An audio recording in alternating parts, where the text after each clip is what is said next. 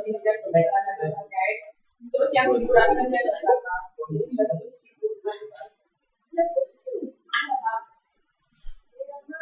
Hari mampu baca. Hari sama jadi. Belum mulai Pak.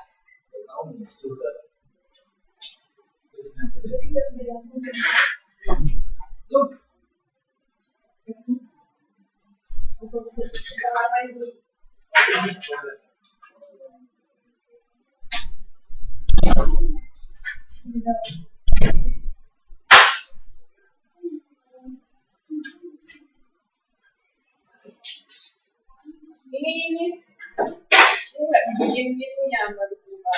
Kecuali kalau di atas-atasnya ada yang belum dicatat atau berapa satu awal berapa itu baru dibikin penyesuaian. Tapi ada kata-katanya kayak gini, ada penyesuaian sama sekali atau apa ya berarti harus saldo terakhirnya dan sebagainya harus cek.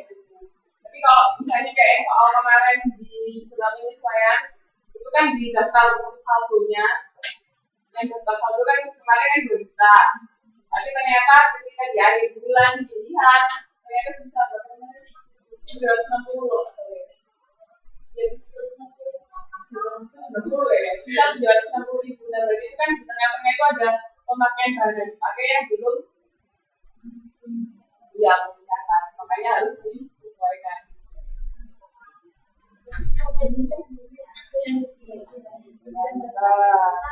Pakai 400. Bentar, kita lihat dari atas. Kita langsung lihat dari bawah, Mbak. Dana dipakai 400. 250. Berarti sudah 50. Oh, ini aja, Mbak. Beban dana dipakai sama. Jadi saya yang halaman 1.20 itu kan bahan yang dipakai awalnya ada 400, ya kan? Halaman 1.20. Bahan yang dipakai pertama ada 400. Terus habis itu dia menjual bisa 50 di transaksi G. Itu kan menjual sebesar 50. Tapi di transaksi I ternyata terakhir sisa di akhir bulan itu cuma 174. Berarti ada yang belum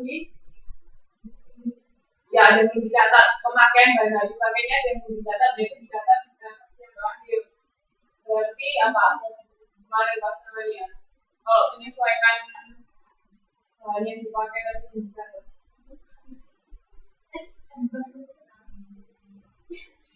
Penyusutan itu cuma minyaknya aktif jangka panjang. Enggak, bahan habis pakai kan aktif jangka panjang. Dengan bahan habis pakai persediaan peralatan itu aktifah lancar, bukan aktifah tetap. Bukan bahan habis pakai pada bahan habis pakai. Jadi bahan habis pakainya keluar yang belum dicatat sama itu termasuk disabilitas. Yang ditanyakan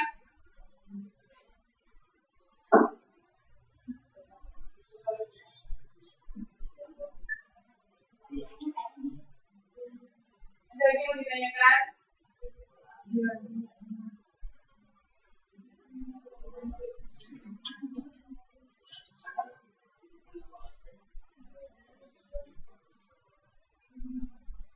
Ingat nggak sih persatuan sih? Ya, ada transaksi.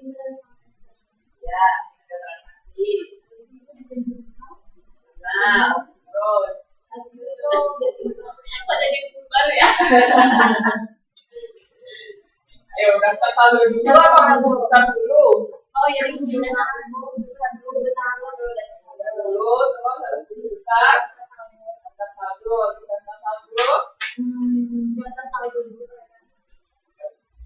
Dulu apa? Daftar saldo kok langsung daftar saldo ini?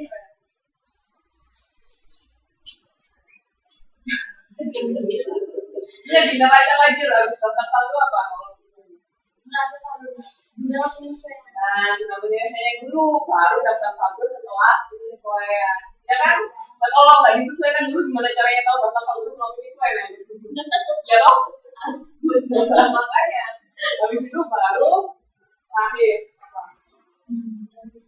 laporan keuangan, nggak cuma labor belajar semua.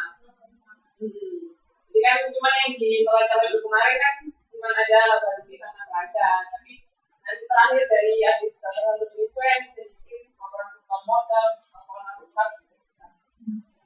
Lupa lu. Mungkin kalau prakteknya langsung dari itu kayak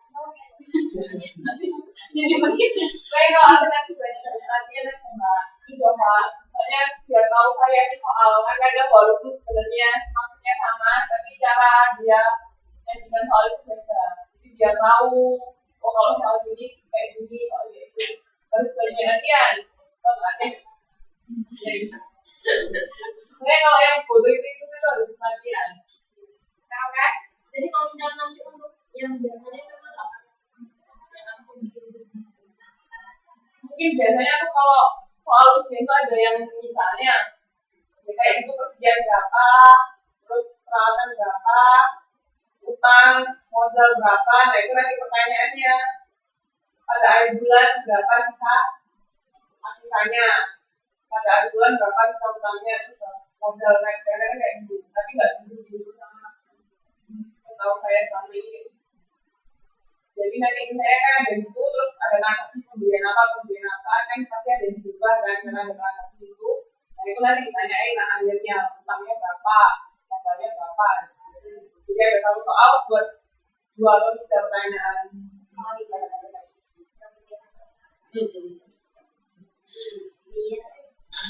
Iya. Ya, coba ditanyakan lagi nggak dari modul yang sudah dibahas?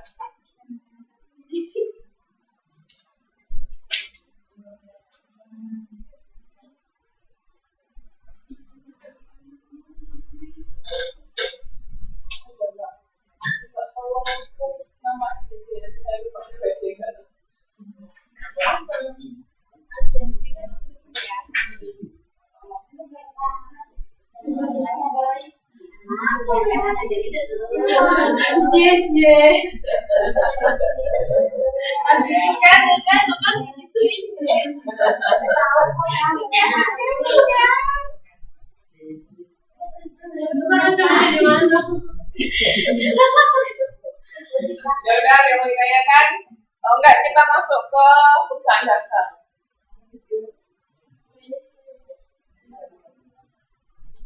Belum, oke, lanjut ya berarti ya.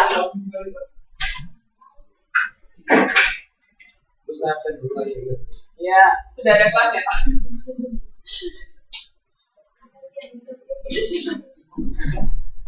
Oke, sekarang bahas ini sih.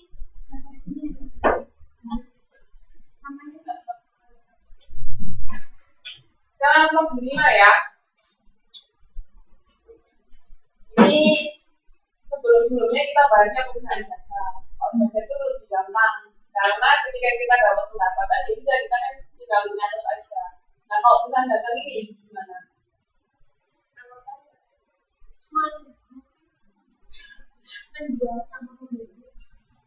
Iya, jadi kalau perusahaan dagang itu kan kita beli barang dari orang lain, terus kita jual lagi, ya kan? Nah itu agak sedikit rumit karena apa? Karena nanti ada yang namanya persediaan barang dagang.